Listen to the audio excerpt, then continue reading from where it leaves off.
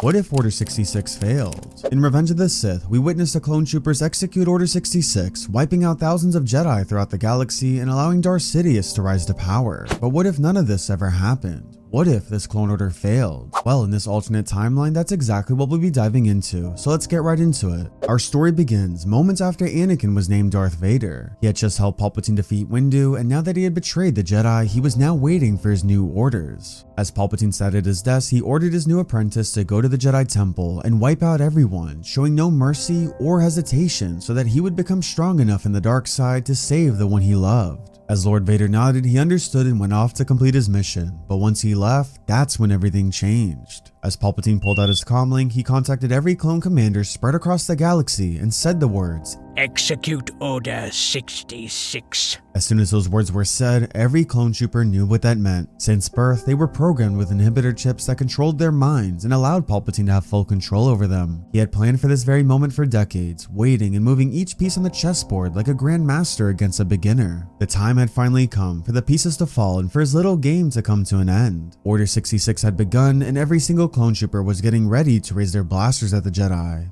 But this is when our story is different from the original. As these thousands of clones raised their blasters, a lot of the veteran Jedi sensed what was about to transpire. You gotta understand, the more experienced Jedi have trained for years, and some such as Plo Koon and Aayla Secura were some of the most attuned Jedi when it came to their force abilities. They knew something was out of place, and so for the little time they had left, they prepared. As the clones started shooting their blasters, a lot of the more experienced Jedi were able to make a move quickly, as the Force willed that they would not fall and by the light they would live. Some Jedi used that small window to escape, while others fought back and used their decades of training to slice down and defeat their own troopers. Although it was hard to do, many Jedi were able to make it out, such as Ki-Adi-Mundi, Plo Koon, Luminara Unduli, Aayla Secura, and even Depa Billaba. Unfortunately, many Jedi still died, but the Jedi that did survive would now play a key part in protecting the galaxy from any more danger. What's more is that those that did survive were the strongest of the Jedi, a force to be reckoned with. Despite them all feeling lost and confused as to why this just happened, many of them knew this wouldn't be the end, and if the galaxy were to survive, they had to take action. So the Jedi Masters Plo Koon, Ki-Adi-Mundi, and Depa Billaba each made the choice to contact Grandmaster Yoda, and when Yoda answered each of them, he informed them that he and Obi-Wan will be heading to the Jedi Temple to see if they could find any survivors. Unfortunately, while many Jedi did survive Order 66, the Jedi Temple was still massacred, and most of the younglings and Padawans there were killed. The fake transmission that was sent had also lured in a few of the surviving Jedi, who were sadly caught off guard and were shot down by either the clones or were struck by Anakin's lightsaber. However, there was one Jedi who escaped Anakin's grasp, Shaak Ti. As Yoda and Obi-Wan then got to the temple, they wiped out every clone that attacked them when all of a sudden Shaak Ti approached them. Although they were glad to see another survivor, she looked horrified. She told them everything that happened and how originally she was just meditating in the temple, but all of a sudden she heard screams of horror. That's when she stood up to see what was going on, but what she saw in front of her made her question all that she believed about the Force and its will. She took a pause. "What is it?" Obi-Wan said.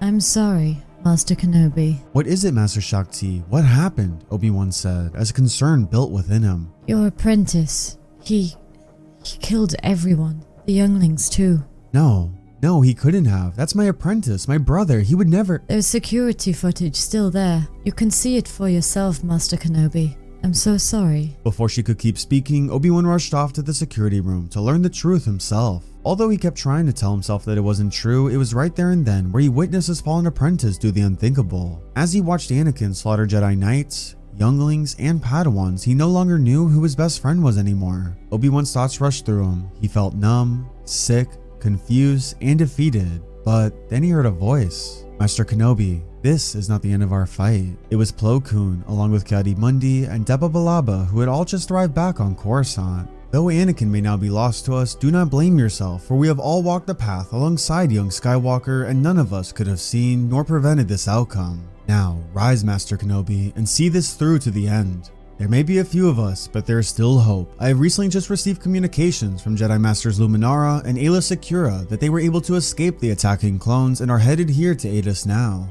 Destroy the Sith. We must. Yoda said. Eventually, Luminar and Aayla Secura made it to the temple, and once they did, the 8 Jedi Masters started to lay out a plan that would ensure a victory over the 2 Sith Lords. According to history, there could only be 2 Sith at a time, and so the Jedi would split into 2 groups, one to confront the Master and the other to face the apprentice. Obi-Wan, Aayla Secura, Shaak Ti, and Depa Billaba were all to go find Anakin, while Yoda, Plo Koon, Luminara, and Ki-Adi-Mundi were to go face Lord Sidious. Although it would be difficult, each and every one of these Jedi had hopes that they could reclaim both the Jedi Order and the galaxy, and by the will of the Force, nothing would stop them. As Obi-Wan then went to Padme's apartment, he spoke with Padme to ask where Anakin was, but she wouldn't tell him anything. So, just like we originally saw, Obi-Wan snuck aboard her ship to follow her to Mustafar, but this time he had help. Using a tracker, the other 3 Jedi would shortly follow after him, just in time so they could help arrest Anakin before he'd do anything more reckless, if the plan worked of course. Eventually, Padme arrived on Mustafar, and after seeing Obi-Wan standing there, Anakin became so enraged that he force-choked Padme until he eventually let her go and made her body flop to the ground. Then, Obi-Wan and Anakin exchanged words before the two fought off against one another. It was now a duel to the death between the Master and Apprentice. As they began to fight, Obi-Wan was worried and confused as to where the other 3 Jedi Masters were at this point. He knew they'd follow right behind him, and although it's only been a few minutes that have passed, for some reason it felt like hours for him. Meanwhile, while that was going on, Yoda and the 3 Jedi Masters he was with finally arrived at Palpatine's office. As Palpatine turned his chair around, he asked them, "Have you come to destroy me, Jedi?" At an end, your rule is, Emperor, and so too is your apprentice. Please, Master Yoda. You and your little Jedi friends are no match for the power of the dark side. Lord Vader will become more powerful than either of us, and will see to it that you and your little Jedi team will never leave Mustafar. Yoda ignored him and ignited his green saber, as did the other 3 Jedi. They all went in to attack him, but unfortunately, Palpatine was one step ahead of them. Exactly like what happened earlier with Mace Windu and the Jedi he brought, Palpatine knew exactly how to defeat this group, and so he had a plan. So, similar to earlier, he quickly spun and used a dark side ability called Force Scream. This ability was so deadly and caused Plo Koon, Luminara, and Ki-Adi-Mundi to lose their focus in the Force. To use that to his advantage, Palpatine then went in and struck Luminara down within seconds. 1 Jedi down, 3 to go. Meanwhile on Mustafar, Anakin and Obi-Wan kept going back and forth with their blade-to-blade combat. However, then out of nowhere, the ship finally arrived. The Jedi Masters had come to help. Anakin chuckled. So, you couldn't fight me yourself? First you turned Padme against me and now you bring your pathetic council friends to stop me? Anakin, come to your senses. Palpatine is evil and has clouded your judgment. We're here to help you, not kill you. Liar! You're here to kill me. From a distance, Anakin then saw Shaak Ti, Aayla Secura, and Depa Billaba all walk out. As the 3 got off the ship, they saw C-3PO and R2-D2 carrying injured Padme back to her ship, so that's when Billaba stepped in. You two go after Skywalker. I'm going to help the droids with the Senator. She looks as if she's in critical condition. Shaak Ti and Secura nodded their heads. As Anakin watched the 2 Jedi Masters get closer and closer, he knew he had to make a move quickly if he was going to survive against all of them. So he then performed a backflip to attack Obi-Wan. His strikes became stronger with every stroke of his saber. His anger, his aggression grew more and more as the duel went on. But then, something changed. Behind his corrupted eyes, he didn't see 1 blue blade in front of him anymore, but instead, 3. Shaak Ti and Secura finally caught up to them. As the 2 Jedi stood behind Obi-Wan, they all coordinated to pinch Anakin into the corner. He knew with his new dark side powers that he could defeat any Jedi that came his way, but 3 Jedi would be a threat to him, even with his abilities. As the 3 closed in on him, Anakin became impatient and frustrated. He wanted to reposition and get ahead of them, maybe take out one of them as he made his escape to Padme, but before he could make a move, his old master saw through him and knocked his weapon from his hand. Obi-Wan, Shaak Ti, and Secura all pointed their lightsabers at Anakin, who had no other option but to get down on his knees and surrender.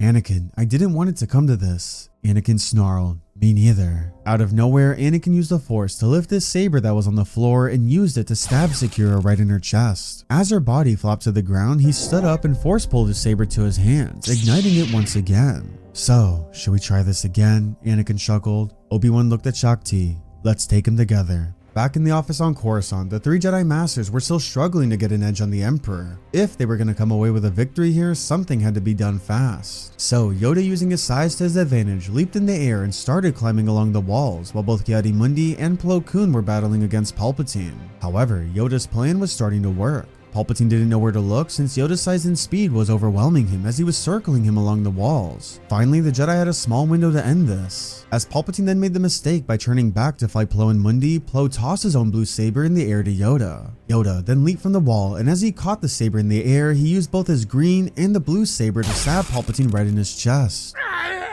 It was over. The Emperor was defeated. As Palpatine's body then hit the ground, each of the Jedi Masters looked at each other and rushed back to check up on Luminara. They hoped that maybe they could rush her to safety if needed, but unfortunately when they found her, she wasn't breathing. Jedi Master Luminara was gone, and while it was a devastating loss, that was a sacrifice she was willing to make.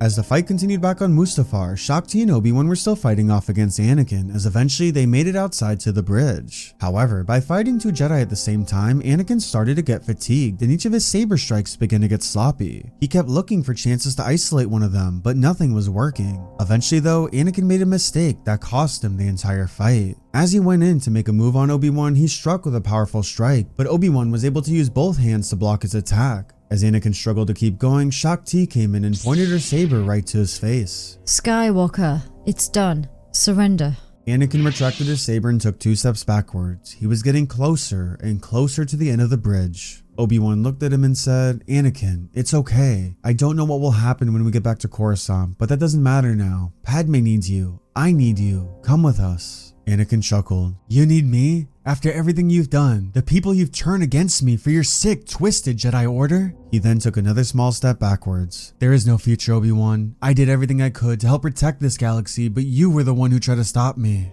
As he said this, he took a pause. Out of nowhere, his eyes then shifted from his Sith yellow back to his normal blue. Anakin realized in that moment that no matter what he did, his future was no more. There was no way out. His dreams of spending his life with Padme were crushed. His goals of becoming a Jedi Master was gone, and his friendship with Obi-Wan was shattered. In that moment, Anakin knew he was trapped, and so he took a look at Obi-Wan's eyes one final time and said to him, "I'm sorry, Master."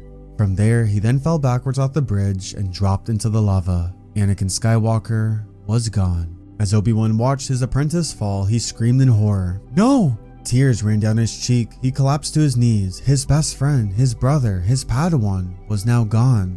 Throughout his whole life, he lost so many people. He lost his master Qui-Gon, his lover Satine, but never did he ever think he'd lose his best friend. So many times, he even admitted to himself that he'd give up his own life to save Anakin's, but never did he think he'd have to fight him and be responsible for his death. Then Shaak Ti put her hand on Obi-Wan's shoulder. Come on, Master Kenobi. The Jedi Order needs us right now. Although Obi-Wan felt numb and didn't want to move an inch, he knew that mourning here wouldn't fix things. Shaak Ti was right. The Jedi needed them. The two moving towards the ship came across Aayla Secura's body, where they retrieved her and her belongings, only to notice that Anakin had accidentally hit the shielding for the station and it was gonna fall apart soon. As the two rushed back to the ship, they quickly checked up on Padme, who luckily was still breathing, and then contacted Yoda immediately. They just got word that they defeated Sidious, but one thing remained. The clones. They still haven't figured out why the clones acted the way they did and whether it was even safe to return back to Coruscant with them there, so the two parties of Jedi agreed to meet on Kamino instead. There, they'd speak to the cloners and figure out their next steps. However, Obi-Wan chose to not go with them to Kamino, but instead, he and Depa Billaba flew Padme's ship to bring her to safety, and that's where they brought her to the medical center on Polis Massa, the same one we saw in the film. From there, Padme gave birth to her twins, Luke and Leia, but unfortunately died during her pregnancy. Meanwhile, the remaining Jedi Masters, Yoda, Plo Koon, Shaak Ti, and Ki-Adi-Mundi all arrived on Kamino and spoke with the Prime Minister Lama Su. As they spoke, Yoda explained everything that happened and that the clones turned on every single Jedi throughout the galaxy. Furthermore, he then went on to say that Darth Sidious revealed himself to be the Chancellor the whole time, but luckily they were able to defeat him. Then Lama Su spoke up. He explained to the Jedi why the clones acted that way and that it was because of the inhibitor chips in their head. He told them that each clone trooper had one, and he himself was aware of the chips as well as Protocol 66, which was the order that caused the clones to turn against the Jedi, but he never knew the full extent of it. From his understanding, it was created as a safety measure against rogue Jedi, and he never knew that it would be used against every single one of them to gain control of the galaxy. He then said that they had to take action quickly, and so from there, he, Nala Se, and the other Kaminoans got to work right away to put this to an end. After hours and hours of extensive research, they were eventually able to find another protocol that reversed their chips to no longer attack the Jedi. It was done. The Jedi were now safe to return back to Coruscant, and so they did just that. Yoda, Plo Koon, and the rest of the Jedi traveled back, and when they arrived, they sent out a beacon to any surviving Jedi throughout the galaxy that it was now safe to return back to the temple. Once more Jedi arrived, Aayla Secura and Luminara Unduli were presented with their own funerals in honor of their bravery and for defending the Jedi Order with every last breath. Then in their own time, Obi-Wan and Yoda visited the great tree at the temple and spoke together about Anakin. I don't know where I went wrong, Master. I always try to give Anakin my best as his teacher, but I can't help but feel guilty for what happened. Your fault, this is not. Twisted by evil, Skywalker was. Foreseen it.